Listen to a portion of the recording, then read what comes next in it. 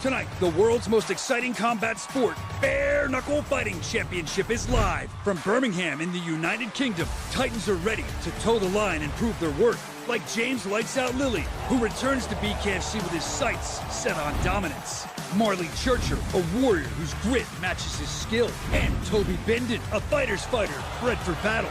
Then, in the co-main event, the spotlight shifts to Jamie Cox, a decorated pro boxer making his BKFC debut. He knuckles up with Charles Wasserman, a rising force who has no plans of letting him ease into the sport of bare knuckle fighting. And in the main event, the UK welterweight title is on the line when champ, the slick sensation known as Connor, the Brumtown Bomber Tierney, fights in his hometown to keep his dream alive. But Danny the Bastard Christie is coming to crush that dream with fists of fury and no regrets. Inside BP Pulse Live, this is BKFC 77, and it starts right now.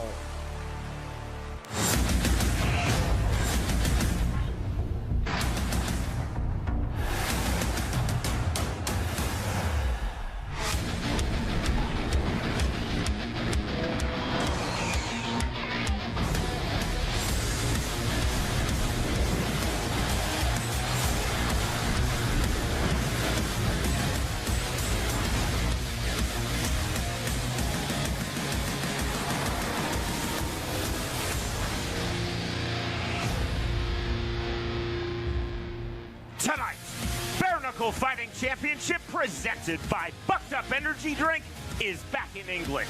Coming to you from Birmingham at BP Pulse Live. It's BKFC 77, and we will open with 3 preliminary bouts. Tonight's co-main event, set for the light heavyweight division, Jamie Cox versus Chad Wasserman.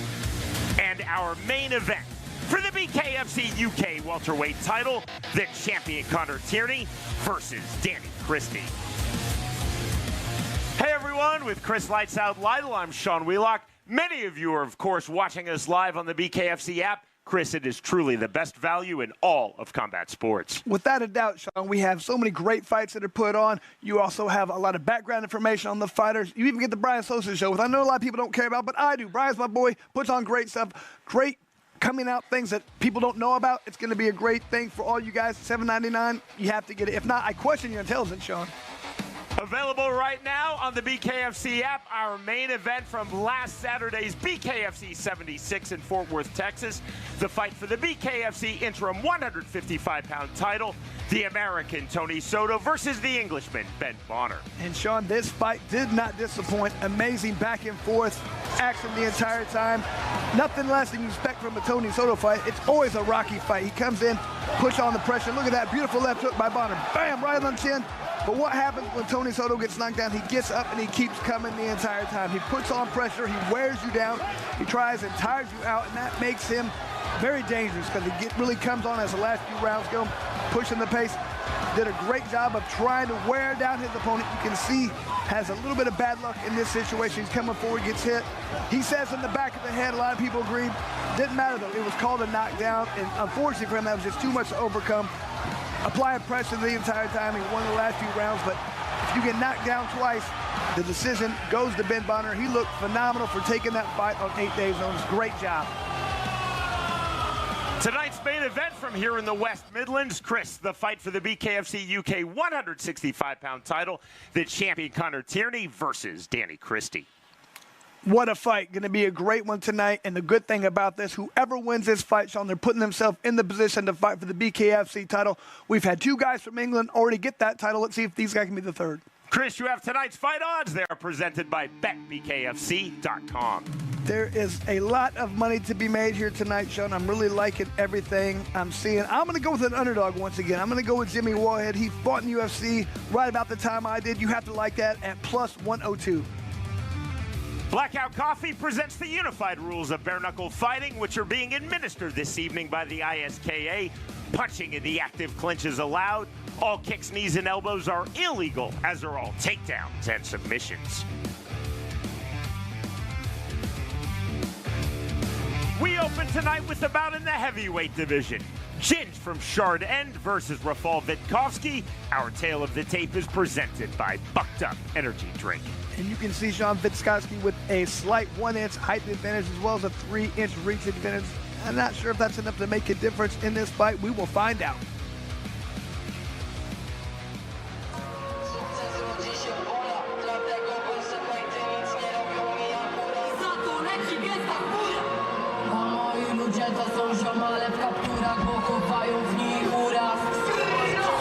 From Poland, now based in Coventry, England, Rafal Witkowski set for fight number 1 in Bare Knuckle Fighting Championship. Chris, with BKFC UK, we've seen a showcase not just for the fighters from England, Wales, Scotland, Northern Ireland, the Republic of Ireland, but also coming in from Europe, and we've seen a lot of high-level Polish fighters in this BKFC UK series. Absolutely. And I feel like the Polish fighters just tend to have a different level of toughness. Very, very good chins. They come to fight the entire time. We don't have a lot of background on Witkowski, but I would be very interested to see. I'm betting this guy is a very good chin. He's going to come forward and put on a good fight.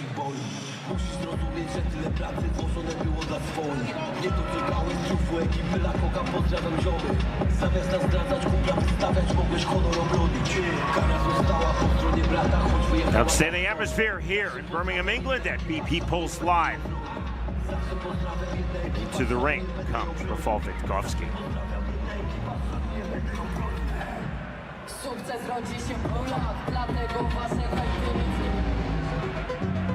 Sometimes I feel like throwing my hands up in the air. You hear the ovation for Ginge from Shard End. Real name Liam Smythe from here in Birmingham, England. More specifically, from Shard End in Birmingham proper. Liam Smythe / Ginge from Shard End, now set for his BKFC debut. Smythe gained widespread notoriety here in England in 2019 through a video of a fight outside of a pub, which went viral. Sean, we've had other people with internet stardom come and do well. I think of Bryce. He came in and he's done very well. He might have another fight for us. We'll have to find out, but it totally depends. I'm not sure how hard this guy's been training, how he's been working, but you would have to think he's not going to come into this fight unless he's been preparing.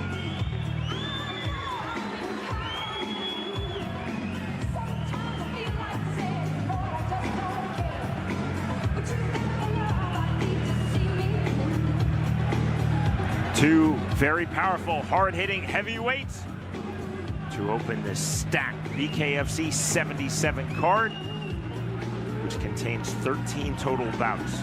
Sean, who doesn't like to watch the big fellas fight? Everybody likes the heavyweights. The females and the heavyweights, those are probably the two most entertaining type fights we have in here. So I would like to see how this is a good way to start off the night. Hopefully we'll get a good fight.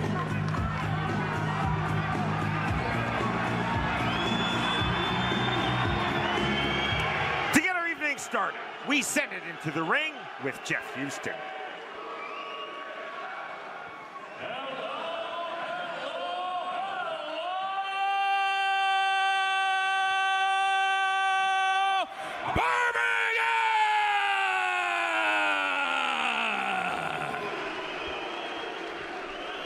Good evening, ladies and gentlemen, and welcome one and all to the fabulous BP Pulse Live here in Birmingham, England. And welcome to the most exciting combat sport on planet Earth today. No gloves, no mercy, no way out. Welcome to BKFC 77!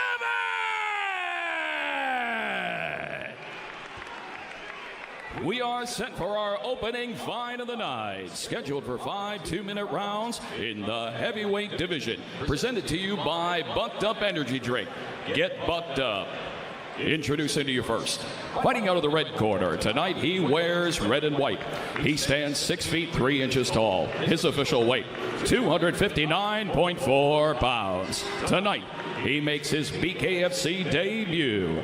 Fighting out of Coventry, England, here is Rafal, the Assassin Witkowski. Witkowski. And across the ring, his opponent.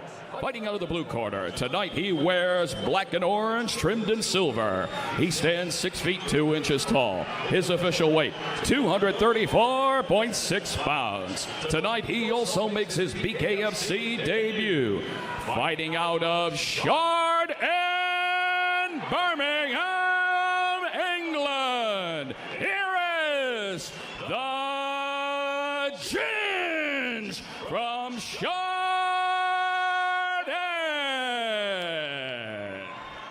And our referee in charge of the action, Alan Jackson. BKFC debut for both fighters. Witkowski a bit too keen to come up to scratch. Sent back to his corner by referee Alan Jackson. Now Jackson bringing both heavyweights up to scratch. Round number 1. Forward pressure immediately for the pole based here in England. Witkowski, he's in the red trunks. Black and orange trunks for Ginge from Chardin. It looks like Witkowski, he's coming with aggressive pressure right away. He wants to land some hard shots. Staying on the outside, now the entry left hand is Ginge. Into the clinch, there's the turn, right back to it. High tight striking guard. You see the heavy front elbow for Witkowski coming forward. Ginge, he wants to move, he wants to try and wait for the right time, the right angles, but he's got to be careful in this sport. Sometimes it pays to get off first. Clubbing right hand from Witkowski on the separation. Can you see Witkowski coming forward with that very high tight disciplined striking guard? Downward jab from Witkowski. Ginge resetting on the outside. There's the right hand. Good elusiveness from Ginge on the duck under. And that's where you can see that Ginge, he does have good movement, good head movement. He fights like a lighter guy, not looking like a heavyweight at this point, moving very well. Ginge trying to find the 1-2 from southpaw. Witkowski coming forward with the 1-2 from ortho. Almost a hammer fist from Witkowski. Not legal under this unified rules set. He was on the shoulder. No warning from referee Alan Jackson. No full hammer fist, right back to it. And you can see that Ginge continues to duck his head as he comes in to throw punches. Gotta be careful he doesn't get hit with one of those uppercuts. Getting late here in round number 1. Now 25 seconds remaining in the opening round of this heavyweight bout. Pressure again from Witkowski with the overhand right. Into the clinch, there's the left hand. Witkowski keeps throwing these hooks. He needs to turn those under, throw some uppercuts. Those will land perfectly. To the body with the right hand. There's those downward right hands again. Just short of a hammer fist from Witkowski, making them legal.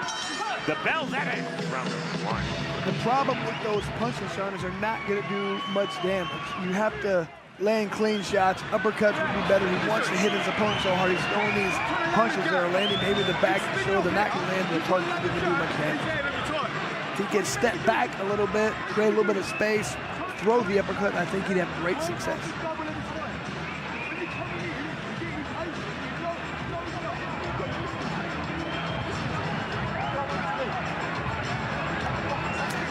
Ginge, he's got to figure out a way to land some shots. He's doing a decent job of being elusive. He's not getting anything clean so far, but he hasn't really found an ability to land anything thus far. I'd like to see him step outside, being a southpaw, step outside that lead foot and throw the straight left right down the pipe. That'd be his best chance to land a big punch.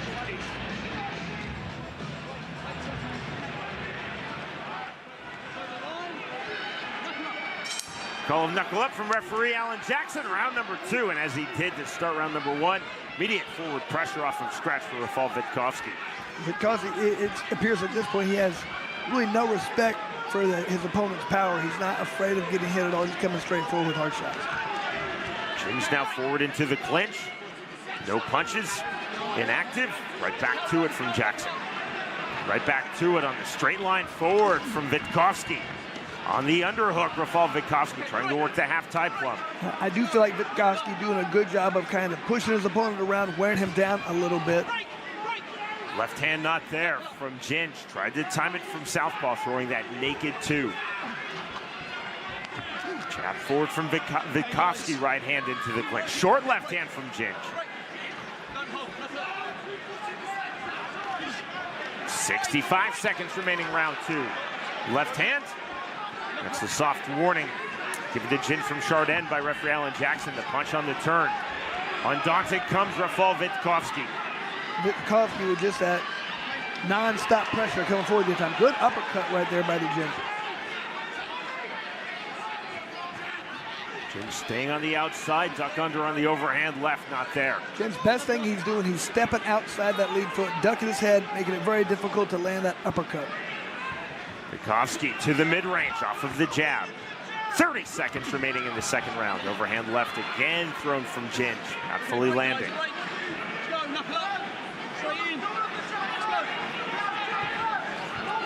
Backward step from Ginge, forward step from Witkowski.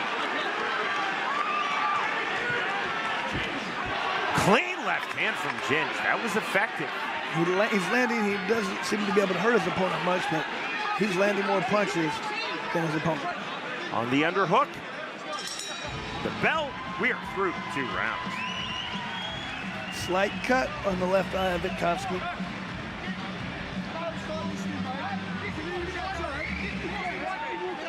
Still seems to not really have much fear of getting hit by his opponent, or hurt, I should say.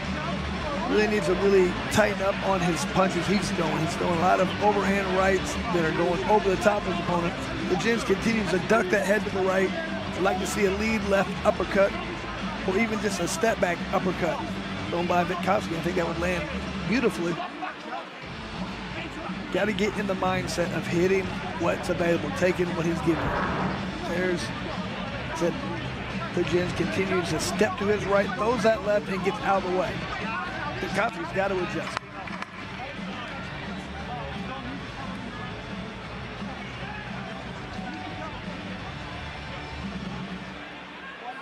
Referee Alan Jackson wiping off the excess moisture from the left shoulder and arm of Ginge from Chardin.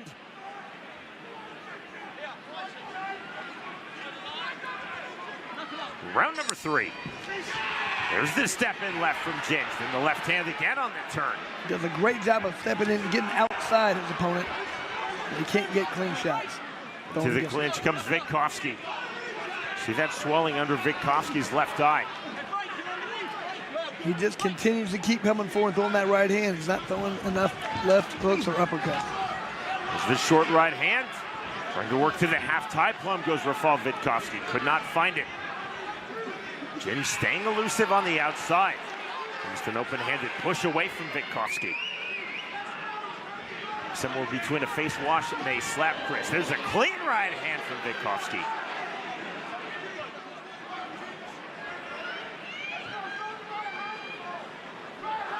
Ginge by design on the back foot.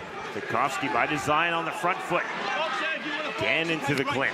Double unders, that gets the separation from Alan Jackson. It's largely been the head movement of the Ginge that's really keeping him from getting him with anything clean. Ginge trying to time the rear right uppercut. Throws it again on cue.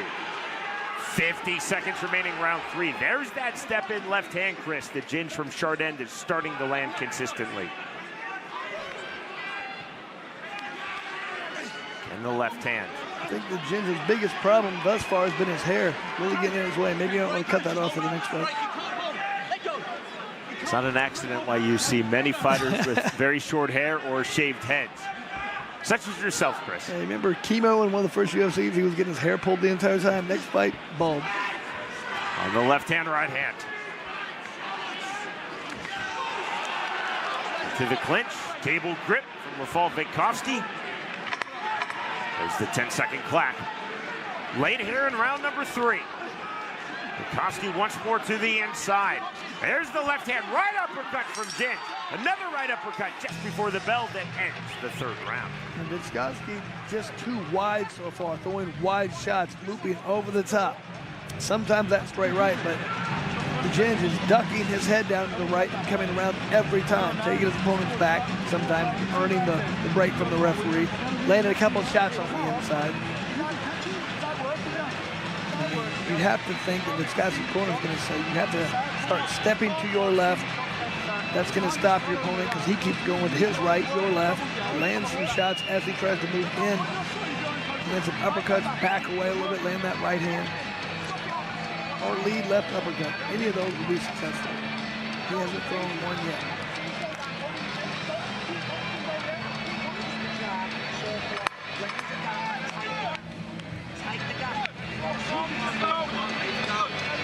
Chris, when you referenced hair pulling from Kimo Leopoldo, I would be remiss not to then reference James Waring versus Eric Paulson, which was not in the UFC. 1990s MMA when hair pulling was somewhat legal. That is brutal. To the inside, round number 4 we go. Fast start off from scratch to start the 4th round from Ginge from Chardin. I think we feel, you look like the Ginge looks like he's starting to wear his opponent down. He's coming forward more. Right hand on the separation from Rafal Witkowski. Left hand on the entry from Ginge. Witkowski just too much, too upright, too over the top. He keeps getting over the top of his opponent. He can't get underneath a landing shot. Half tie plumb from Witkowski, but in reply, right uppercuts from Ginge. I mean, just almost a full tie plumb from Witkowski. You can't throw any punches or land. You got the full Muay Thai clinch. Which is defensive. It does that. Gets Witkowski out of the clinch. Pressure again forward. Ginge from Chardin trying to time, and he is finding success with that rear right hand, that rear right uppercut. Just like that, the mouthpiece out from Witkowski. I'm just kind of amazed that Witkowski hasn't thrown one uppercut thus far. Witkowski telling Alan Jackson, I lost my mouthpiece. Or as one would say in England, gum shield. Yeah, and unlike in America, maybe they're trying to wash it off. We just say, here, put it back in your mouth. Time in, right back to it. Step in again on Ginge's left hand. Now short left hand. See that defensive gable grip, the clinch from Witkowski.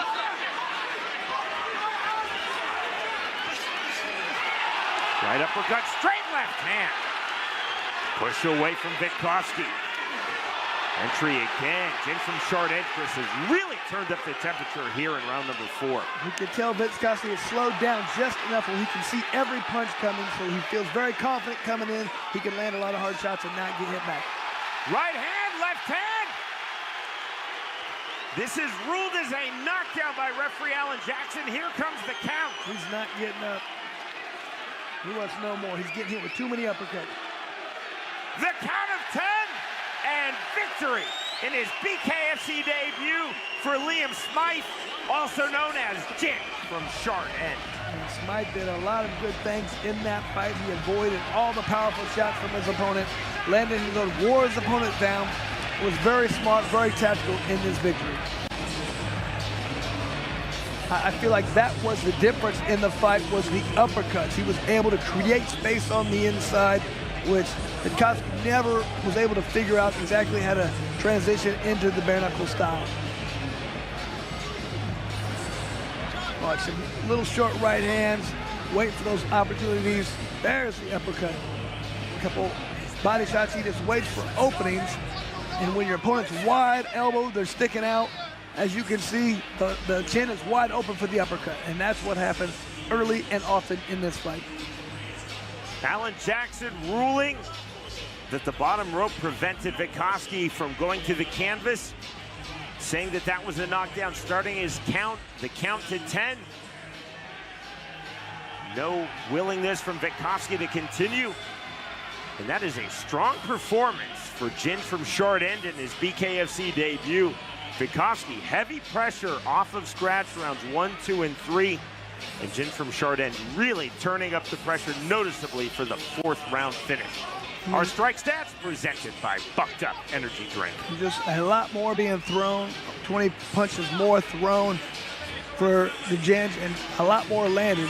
Look at that percentage. I mean, Witkowski was never really able to adjust, and Sean, you said really never underestimate the predictability of stupidity, and that was exactly what happened in that fight. I thought he just didn't really adjust.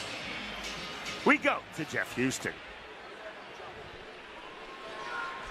Ladies and gentlemen, our referee in charge, Alan Jackson, calls a stop to this fight after reaching the count of 10 at 1 minute 56 seconds, round number 4. For your winner by KO, the Ginge from Chardin.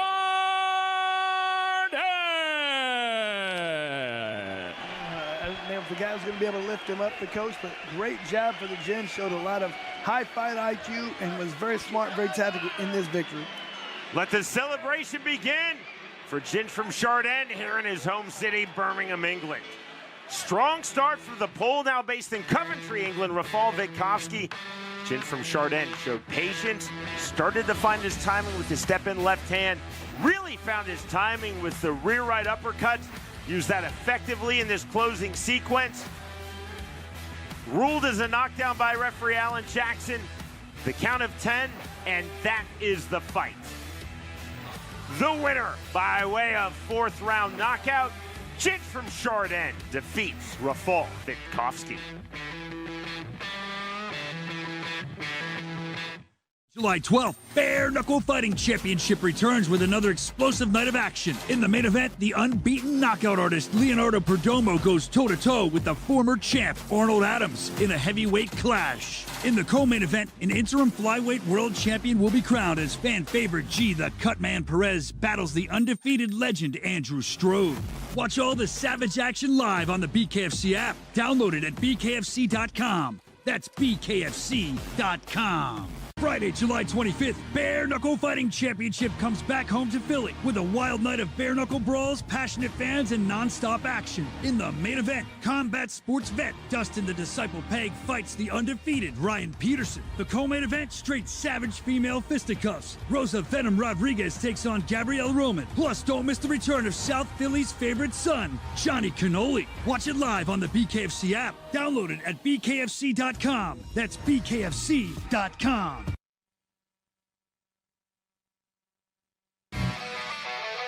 In the middleweight division, Chris Trezise versus Paul O'Sullivan.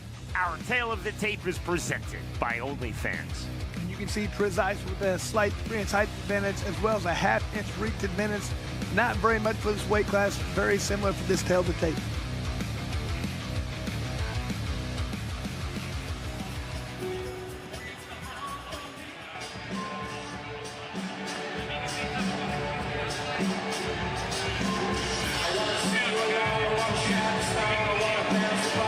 This is fight number 2 promotionally in BKFC for Paul O'Sullivan, and fight number 10 overall for O'Sullivan in the sport of bare knuckle. And that is a considerable amount of experience in the sport of bare knuckle. Usually we have guys, after the first few fights, they go up a level. Definitely after about 5 they get up, but then right around 10, I feel like you get really a different view, differently more experience. You can see exactly when and where to throw punches, how to relax, how to push the pace, and when not to. Let's see if O'Sullivan has developed these skills. Englishman versus Englishman. This fight set for 175 pounds. Paul O'Sullivan from Burton-on-Trent, England.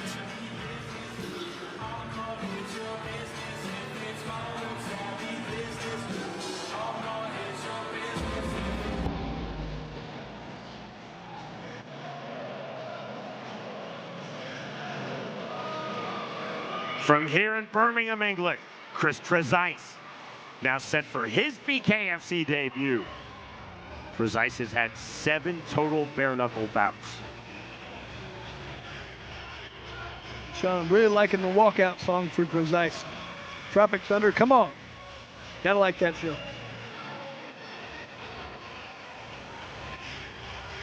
Chris, there are so many local, so many regional, and even national promotions that have worked as de facto feeders from England and across the United Kingdom into BKFC, which is of course a global brand.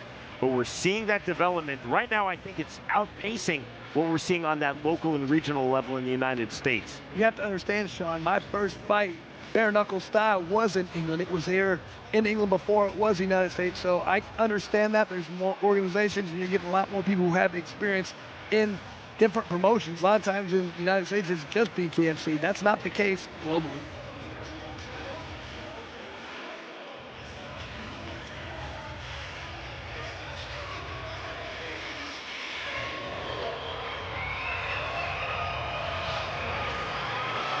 We go to Jeff Houston.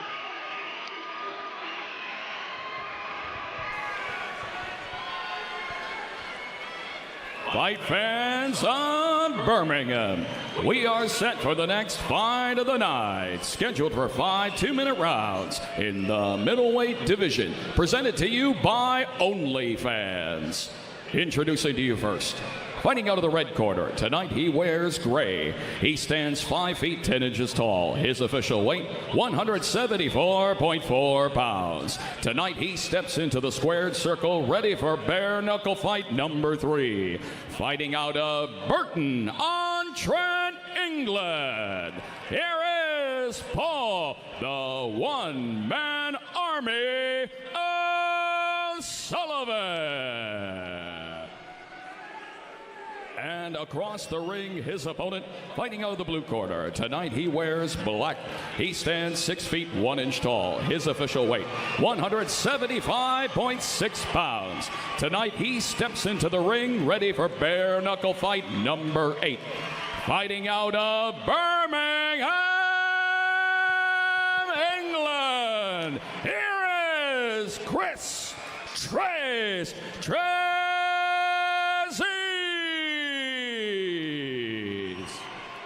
And our referee in charge of the action, Owen Doyle.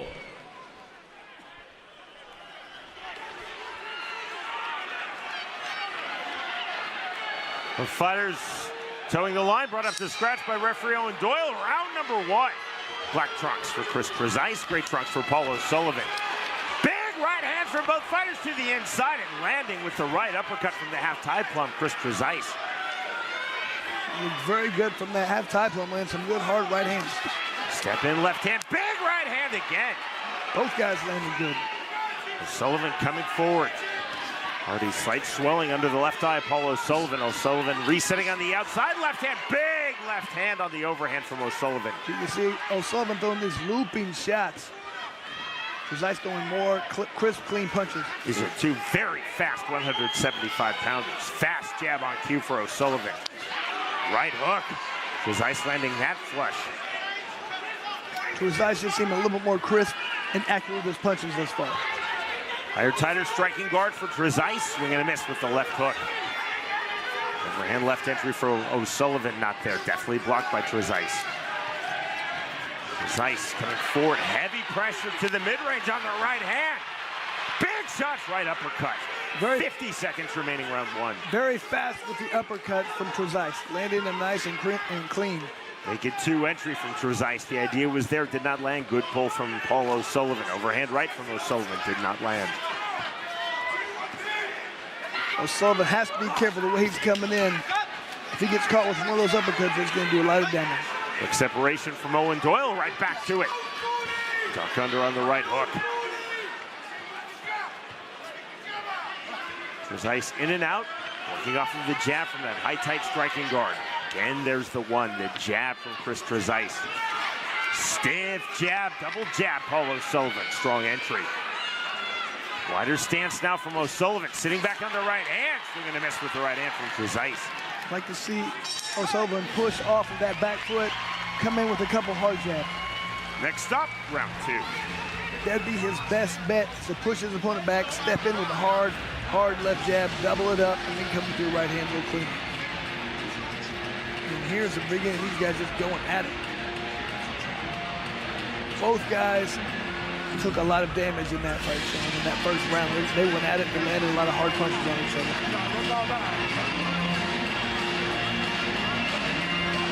An exhausting pace they set. Let's see if it slows down a little bit in the second round.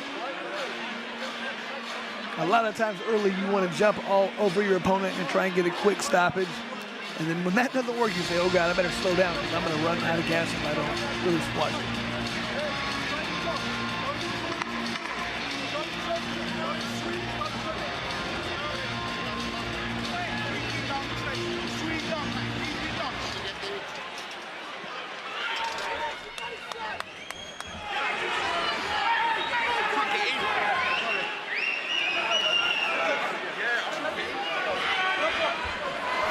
Round 2.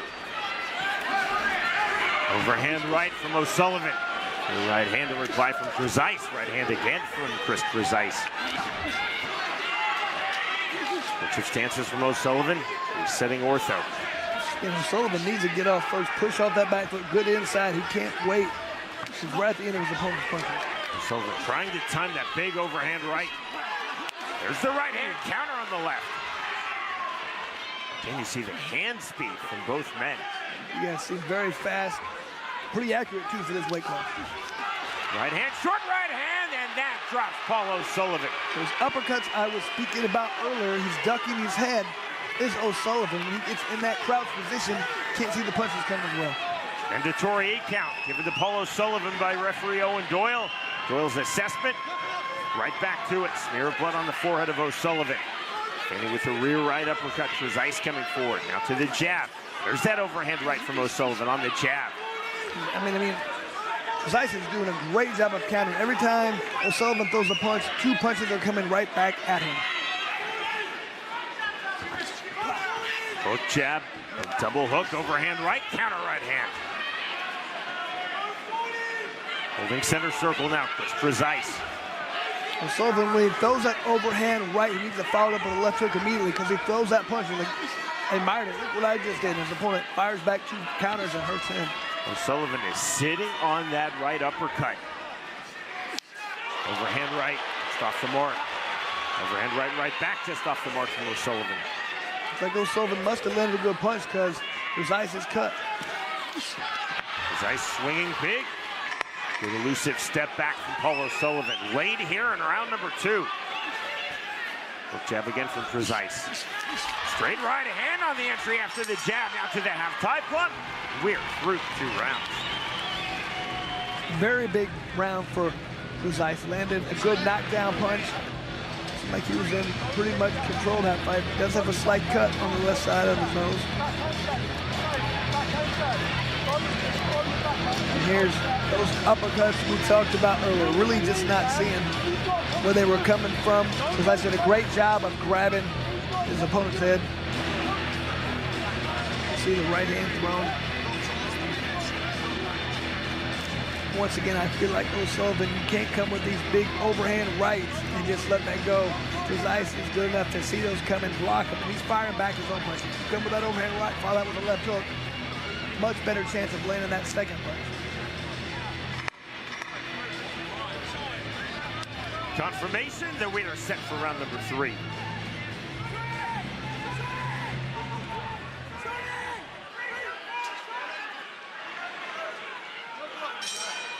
Sporting touch of hands, right back to it. One knockdown thus far in this fight. And make it 1 knockdown apiece. Ooh, just caught him. Trezise dropping O'Sullivan in round 2. Early stages of round 3, it's O'Sullivan dropping Trezise. I don't think Trezise is hurt. Just a flash knockdown. Let's see if he feels he has to get that back. Momentum shifting back and forth. And now the momentum to Paul O'Sullivan. Trezise on the left hand. Sullivan also landed a good right hand in that exchange. Smear of blood across the face of Trezise. Off the canvas here in round number 3, and now coming forward from the center circle. Fast jab from O'Sullivan. Fast, and you see the level change as well. Naked right hand entry from Trezise. 1-2 off the mark. Good head movement from O'Sullivan. 65 seconds remaining, round number 3 of this middleweight fight.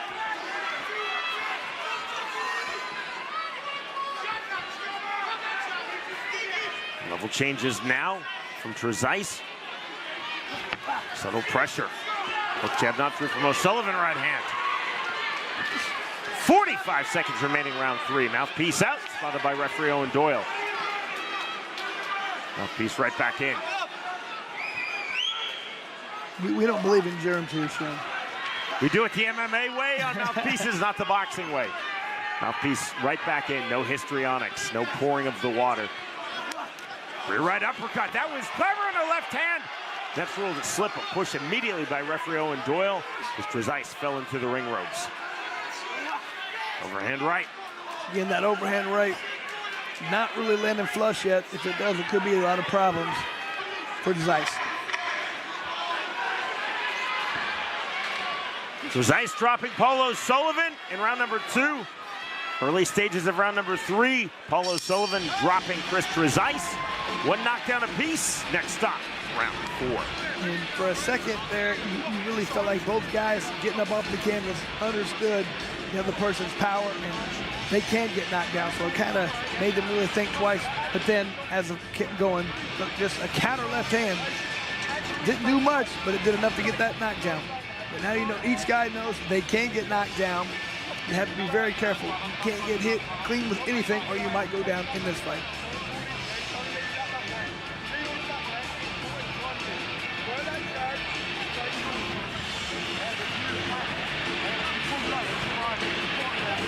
Both guys probably having a 10th round.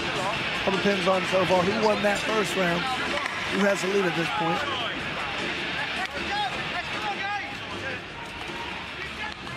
So bench referees and judges have been assigned by the ISKA.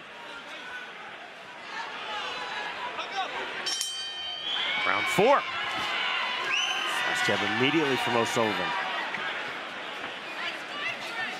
Trezise working off of the jab, 1-2, and then the hook. O'Sullivan throwing one jab at a time. I like what Trezise throwing multiple jabs. Level change from Trezise, level change from O'Sullivan. The jab from the level change, the up jab from Paul O'Sullivan. Trezise trying to cut into the mid-range, trying to mirror the hips of Paul O'Sullivan. Off the jab, right hand, now into the clinch. Excellent exit on the left hand from O'Sullivan. That was clever. 80 seconds remaining, round 4. Heavy forward pressure from Trezise. There's the right hand, not through from O'Sullivan. Big swings on the hooks from Chris Trezise. On the jab, and left. There's the rear right uppercut entry from Trezise. We saw him sitting on that earlier in this fight, Chris. I love that punch. His opponent, O'Sullivan, had the head down. If you throw that right hand, that uppercut is going to land, and if it does, it's going to do damage. Both fighters finding their jab here in round number 4 from the deep crouch and on the level change. 45 seconds remaining in the 4th round. Right hand, double right hand from Trezise. Good elusiveness from O'Sullivan. Jab from Paul O'Sullivan. Very, very subtle momentum swings back and forth throughout this middleweight bout.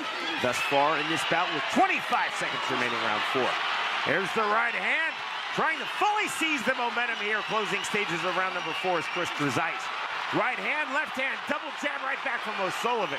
Everything Trezise gets hit with, he just keeps coming forward and applying pressure. Both guys bleeding. I love this fight. Step in with the right hand, switch of stances. Smear of blood across the face of both Chris Trezise, Paul O'Sullivan, as we move to the 5th final round. Very competitive, back and forth.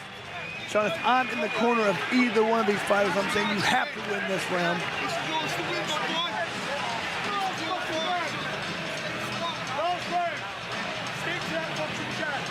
Back and forth action.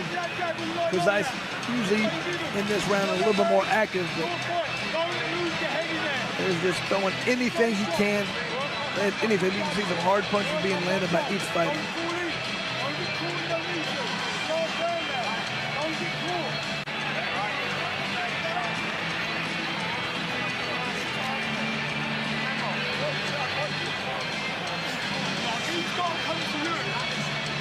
One thing you can tell with this fight, there is no quit in either fighter. They're both going to come out and put it on in this round, I have to believe, Sean.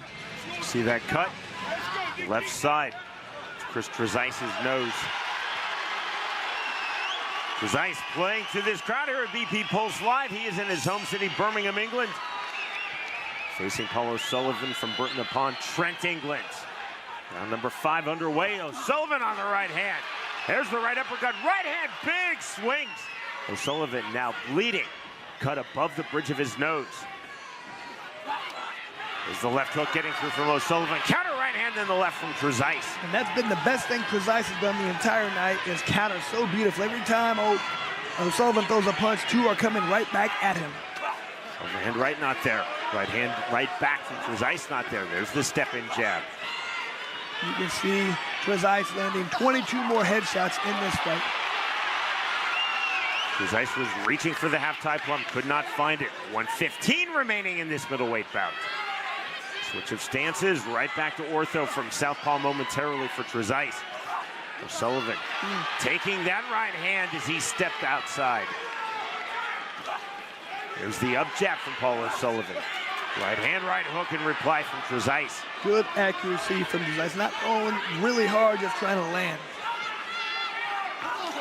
O'Sullivan trying to stay fluid on the outside. Now to the inside, right hand on the uppercut.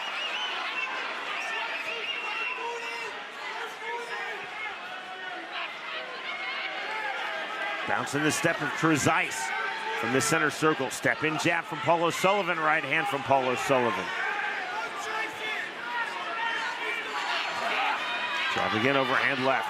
Overhand right, not there for O'Sullivan. Good sweeping hook from Trezise. Timed the entry of Paul O'Sullivan effectively. 15 seconds remaining in this fight. Very good fundamentals and just being very accurate with the punching from Trezise. Overhand right. Off the mark, but it did take Trezise off his striking line. On the right hand, right hook in reply, not there. The bell, and that is the end of a very entertaining and very competitive fight. Both guys did a lot of good things.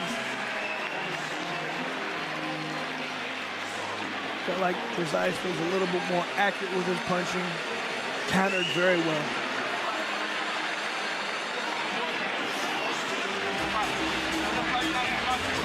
You're with us live from BKFC 77, coming to you from the West Midlands, presented commercial-free by Bucked Up Energy Drink.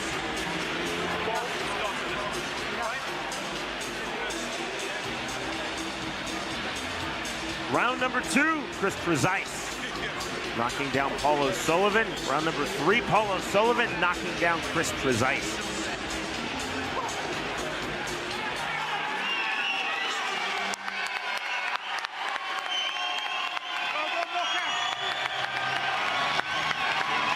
One would think, Chris, that would be 10-8. Trezise, round number 2. 10-8. O'Sullivan, round number 3. That's the emphasis for the 3 ISKA judges scoring ringside here in Birmingham, England. Rounds 1, 4, and 5. Great show of sportsmanship and respect between Trezise and O'Sullivan. And I know a lot of people don't quite understand when there's a hometown guy. A lot of what times they feel like it's that was the case. Not always. Sometimes the referees and judges are Ladies and gentlemen, skewed before we go by the to the crowd. decision, let's have a big round of applause for these 2 warriors.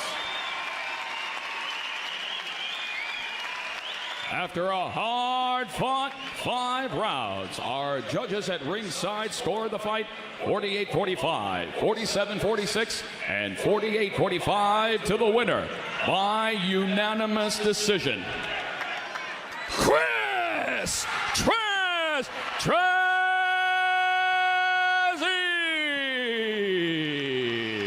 And I felt like it was the pressure, the accuracy, the counter striking that did the job in this fight. He looked very good, very composed for this fight. Well fought in defeat for Paul O'Sullivan. He definitely had his moments. He recorded the knockdown in round 3, and well fought in victory. And this is BKFC debut for Chris Trezise, dropping O'Sullivan in round 2, and then getting the scores from all 3 judges. The winner by way of unanimous decision, Chris Trezise defeats Paul O'Sullivan.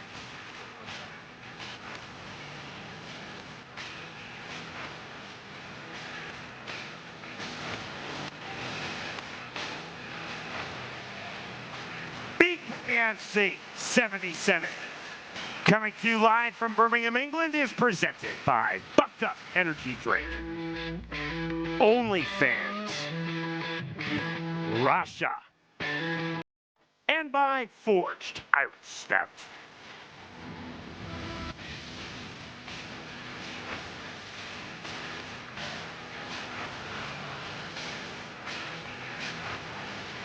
Saturday, August 2nd, it's bikes, babes, and brawls when the world's most exciting combat sport, Bare Knuckle Fighting Championship, returns to the legendary Sturgis Motorcycle Rally. In the co-main event, Taylor Killer B Starling is back in Sturgis by popular demand to fight the fierce Shelby Boom Boom Cannon. Then, in the main event, Gogo Slaveski puts his perfect record on the line against the wild, unfiltered Julian Let Me Bang Lane for the vacant welterweight championship of the world. Watch it live only on DAZN. Sign up now at DAZN.com.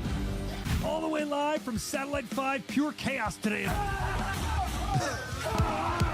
It's another crazy jam-packed show. You never know what you're going to get here. Going viral across the internet, I wanted to try it at least once. So when they slap that, it makes it extra red kind of thing? With all the different things we got going on, we're going all over the world. And I'll beat the out of him. I think it'd be 500. Fade the flag!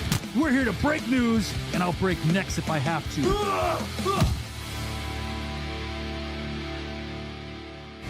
To the heavyweight division we go. Our tale of the tape is presented by Blackout Coffee for Ty Tetley versus Krzysztof Wisniewski.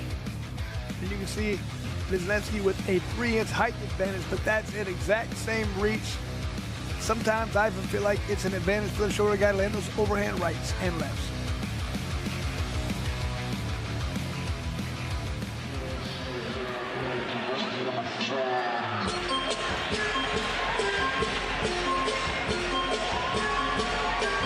This is the BKFC debut for Krzysztof Wisniewski.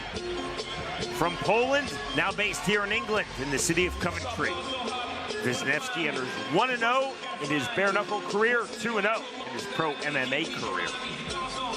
Not a lot of experience, 1-0, but he has been in to where there's a fight when you get hit with a bare knuckle. It's always different when you get hit for that for the first time. So having that experience, let's see if that's enough to carry him in this fight. We talked about earlier, a lot of our Polish fighters, extremely tough. Obviously, the United States, Canada, England have fully embraced bare knuckle in this modern revival of this great sport, which goes back to the 1700s. Poland right now is featuring a lot of bare knuckle fighting events. Yeah, it feels like something they've embraced, they want to be part of. Like I said, known for very tough fighters.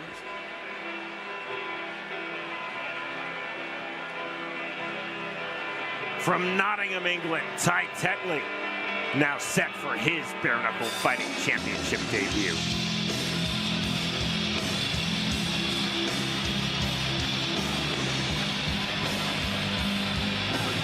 In comes Tetley, not sure what to expect from this fighter. Coming in from his home country, though, to see if he can get the crowd behind him. Up next, our main card begins. Scan the QR code on your screen now. You can also go online, BKFC.com. BKFC 77, we're at BP Pulse Live in the West Midlands, Birmingham, England. Culminating with our main event, the fight for the BKFC UK welterweight strap to champion Connor Tierney versus Danny Christie.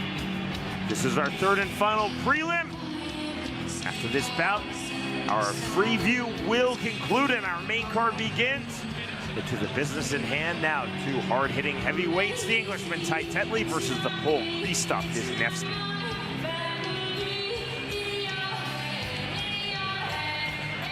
To get this heavyweight bout started, Jeff Houston. Ladies and gentlemen, we are set for the next fight of the night. Scheduled for 5 2-minute rounds in the heavyweight division. Presented to you by Blackout Coffee Company. Introducing to you first, fighting out of the red corner. Tonight he wears black and gold. He stands 6 feet 3 inches tall. His official weight, 227.2 pounds. His MMA record stands at 2-0, and tonight makes his BKFC debut. Fighting out of Coventry, England. Here is Krzysztof Big Man Wisniewski.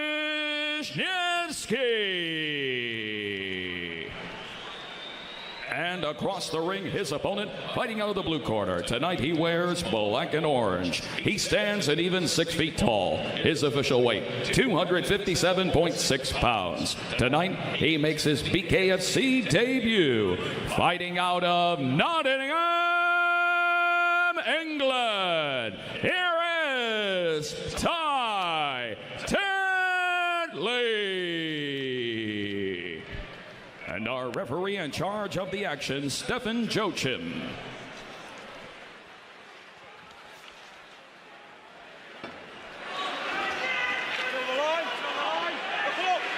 Round number 1. Black and orange trunks for the Englishman, Ty Tetley. Black and yellow trunks for the Pole, now based here in England, Krzysztof Wisniewski. The left hook not there for Tetley. Tetley on the 1-2, can't find the entry, resetting on the outside. You see Chris Wisniewski sitting on that right hand, keeping his hands low by design. Looking to land that uppercut as Tetley comes in. Looking for the check hook, not there for Wisniewski, off the jab. Wisniewski to the front foot. Double jab, 1-1-2, there's the counter. Stiff jab from Krzysztof Wisniewski. Wisniewski to the body. Big swings on the inside from Tetley. Wisniewski might want to watch that chin. It looks like he's sticking up a little bit too much. I'd like to see him tuck that. If he gets hit on it, he's going down. Tetley now dropping his hands by design to baited Wisniewski to do that, land the counter. Fast hands from Ty Tetley. Fast hands on the jab and the shuffle uppercut from Krzysztof Wisniewski. Tetley's shaking that off, but you don't want to hit with too many shots. Jab from Tetley partially lands. 45 seconds remaining, round number 1 of this heavyweight fight.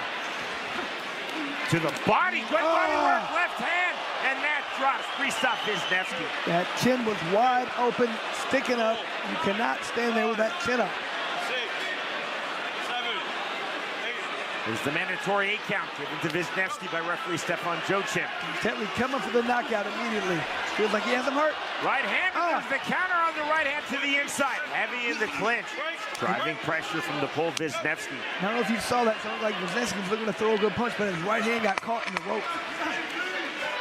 Left hook, there's the right hand from the Englishman. Another big right hand from Tetley. Tetley on the level change. Left hand, right hand. Wisniewski's got to get that chin down. It's too upright, too wide open. Easy to hit, easy target. Next stop, round 2. I think Wisniewski was very fortunate that round ended. Good body punch, chin up. Just a nice left hand by Tetley. And I love the body work at the beginning. Downstairs, upstairs will be open. Didn't look like he did too much damage. Just a good flush punch that landed right on the butt. Ty Tetley weighed in at 257.6 pounds. And he is showing really fast hands for a big heavyweight, Chris. Absolutely very fast. Let's see, being a little bit bigger if he doesn't slow down a little bit.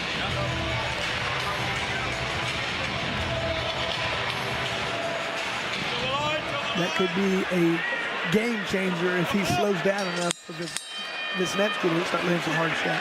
Round 2. Left hand immediately from Tetley. Right hand, left hand. Or left hand from Krzysztof Wisniewski. Wisniewski, clean right hand on the entry. That was a nice straight right. See the slight swelling under Wisniewski's right eye. You can see that Philly shell style that Tetley's trying to do. This is not the sport for them. He might be careful. Right hand again, swinging a miss with the left hand from Ty Tetley. Tetley on the left hand. Wisniewski trying to enter off of the jab. Left hand again on the exit from Tetley. 80 seconds remaining, round 2.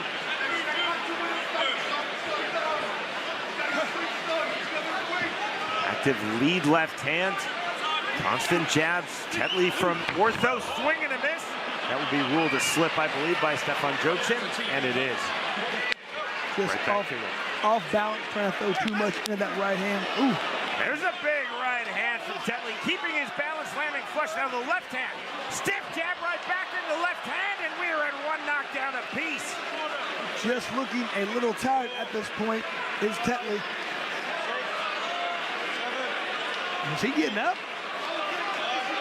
Wow. Up at 9 is Ty Tetley. Didn't look that tired, but let's see if Wisniewski goes for the knockout.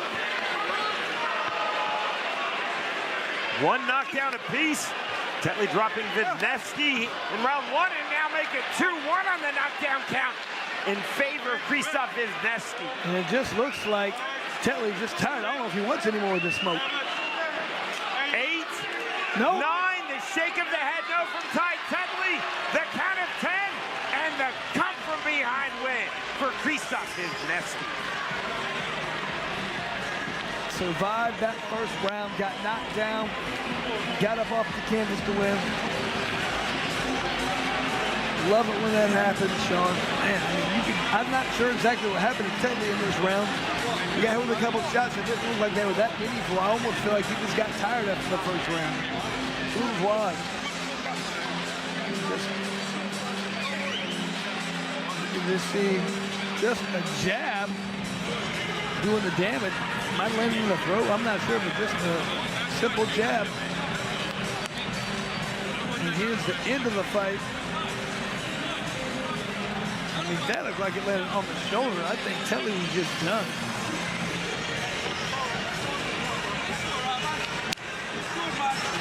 Nice sportsmanship between Ty Tetley and the victor, Krzysztof Wisniewski. Tetley, excellent body work.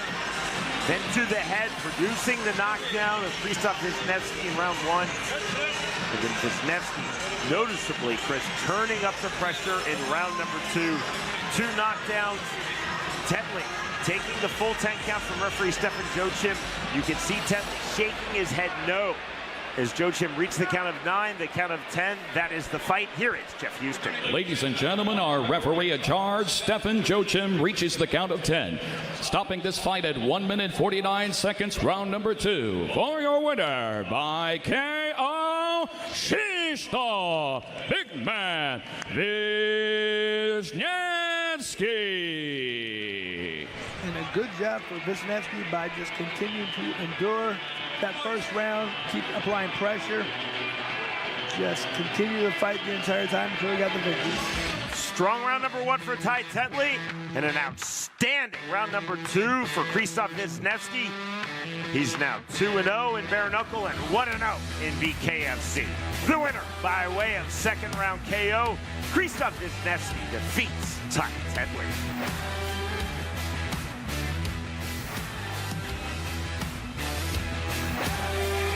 Saturday, July 12th, Bare Knuckle Fighting Championship returns with another explosive night of action. In the main event, the unbeaten knockout artist Leonardo Perdomo goes toe-to-toe with the former champ Arnold Adams in a heavyweight clash. In the co-main event, an interim flyweight world champion will be crowned as fan favorite G the Cutman Perez battles the undefeated legend Andrew Strode.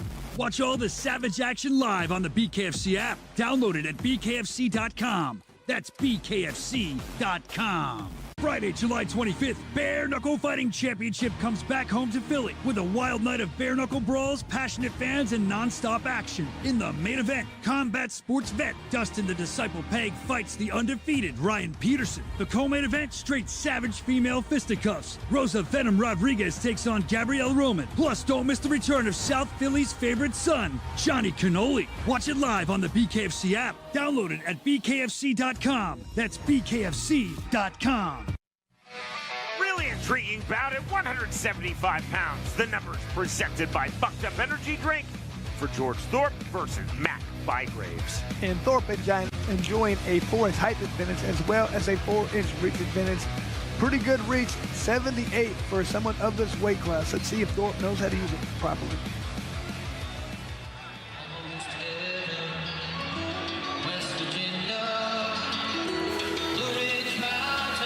Max